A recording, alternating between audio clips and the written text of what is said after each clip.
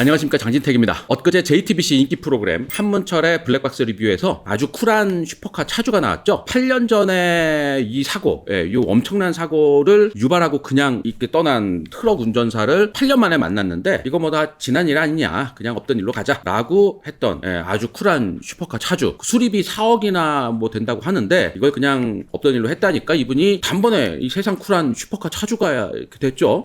정말 대단한 일이죠. 이게 사실이라면. 이분 누구냐, 정말 멋지다, 뭐 대인배다, 이런 반응들이 해당 프로그램에서부터 뭐 댓글까지 이렇게 막 쭉쭉 이어지고 있는데, 슈퍼카 차주의 쿨한 반전.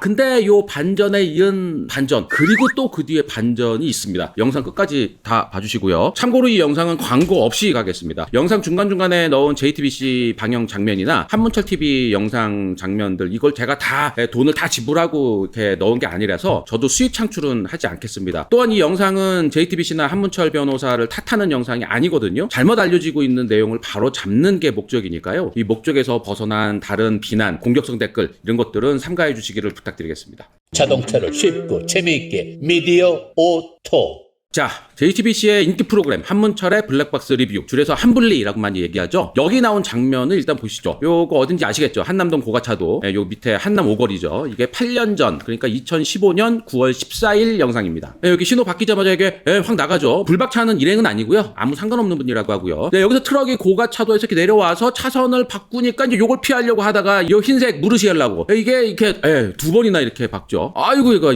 저는 요때도 2015년 요때도 자동차 기자를 하고 있었죠. 그때는 미디어오토가 아니고 카미디어라는 매체에서 기자를 하고 있었는데, 당시 이 영상이 무슨 커뮤니티에서 화제가 되고 MBC에서도 보도를 하고 여러 매체에서 이렇게 보도를 해서 당연히 저도 관심을 갖고 용산경찰서에도 가고 막 이랬었어요. 게다가 당시 람보르기니 무르시엘라고는 우리나라에 몇 대 없었어요. 그러니까 딱 보면은 이거 뭐 누구누구 차네 뭐 할 수도 있을 정도였습니다. 그리고 뭐 워낙 고가였기 때문에 연예인들도 뭐 몇 명 갖고 있었고, 또 뭐 갖고 있는 사람들도 대부분 알았죠. 뭐 동방신기 뭐 영웅제중도 이거 뭐 갖고 있었다가 뭐 팔았다 뭐 이런 얘기도 듣고 막 이러던 시절입니다. 여튼 저도 8년 전에 요거 관심이 있어가지고 사건 기록 같은 거를 이렇게 다 봤는데, 운전자가 32세 여성이라 그러더라고요. 지금 기사 검색해도 32세 여성으로 나옵니다. 저도 8년 전에도 아주 의아했던 기억이 나요. 무르시엘라고를 타고 다니는 여자. 그러면은 내가 알고 있는 분 그분인가? 근데 그분 차는 이 색깔이 아닌데 뭐 래핑을 했나? 뭐 이러면서 이제 그분한테 전화를 해서 알아봤던 기억이 나는데, 하여튼 그랬던 그 영상이 최근에 다시 8년 만에 저도 이 TV 보다가 신기해서 봤어요. 근데 보다 보니까 이게 반전인 거예요. 내가 8년 전에 알고 있었던 것도 여성 운전자였는데 한분리에서는 남자 운전자가 나와. 전화 인터뷰 한 것까지 나와. 게다가 레이서였대. 응?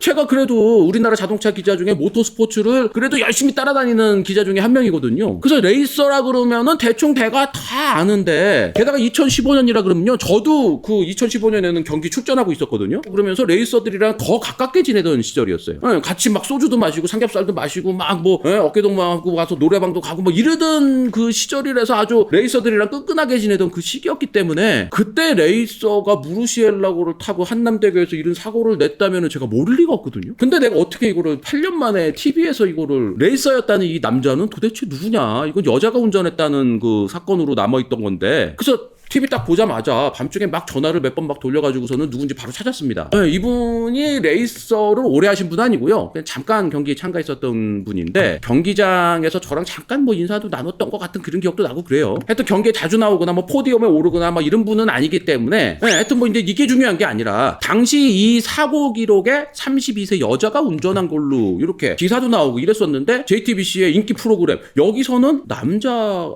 나와. 이게 뭐냐, 이게 뭐죠 이게 너무 의아해가지고 다음날 바로 아침에 용산경찰서에 제가 연락을 했죠. 그래서 8년 전 사고 기록을 다시 좀 확인을 해달라. 다행히 경찰서에서 잘 도와주셔가지고 바로 사고 처리 기록을 이렇게 볼 수 있었는데요. 이게 외부에는 나가면 안 된다 그래가지고 그냥 말로만 이렇게 말씀드릴게요. 경찰서에 남아있는 이 사고 처리 기록에는 제가 8년 전에 봤던 거 그대로 여성 운전자로 기록이 되어 있습니다. 그리고 이 사고가 그 사고도 맞아요. 이 무르시엘라고가 그 무르시엘라고, 이것도 맞습니다. 그럼 새롭게 나타난 이 슈퍼카 차주라는 이 남자는 뭐냐? 이 세상 쿨한 슈퍼카 차주가 된 이 남자는 도대체 뭐냐라는 거죠. 누가 거짓말을 하고 있다는 얘긴데, 경찰이 거짓말을 한 거냐, 아니면은 슈퍼카 차주 이 사람이 거짓말을 한 거냐. 자, 그리고 또 하나의 반전이 있습니다. 또 반전이 있는데, 한문철의 블랙박스 리뷰 여기서는 슈퍼카 차주가 8년 만에 트럭 운전자를 만났다, 연락이 와서 만났다라고 했는데, 용산경찰서 요 사고 처리 기록에는 요 트럭 운전사까지 다 찾아서 11월, 그러니까 사고 난 지 2달 만에 사건 처리가 모두 종결된 걸로 문서가 정리가 돼 있어요. 담당 경찰관 얘기로는 트럭이 트럭이 사고 당시에는 그냥 간 것은 맞는데 이후 경찰에서 트럭을 찾아내서 사건 처리를 2달 만에 마무리했다 이렇게 얘기를 해주더라고요. 이거 많이 이상하죠. 누구 말이 맞는지. 경찰 서류에는 32세 여성이 운전했고 트럭 운전사도 2달 만에 찾아서 사건 처리 종결. 근데 한문철의 블랙박스 여기 나온 차주는 남자가 내가 운전했다. 나 전직 레이서다. 그리고 트럭 운전사는 8년 만에 만났다. 이게 완전히 다르잖아요. 이게 어느 쪽 한 군데는 속이고 있다는 건데 이거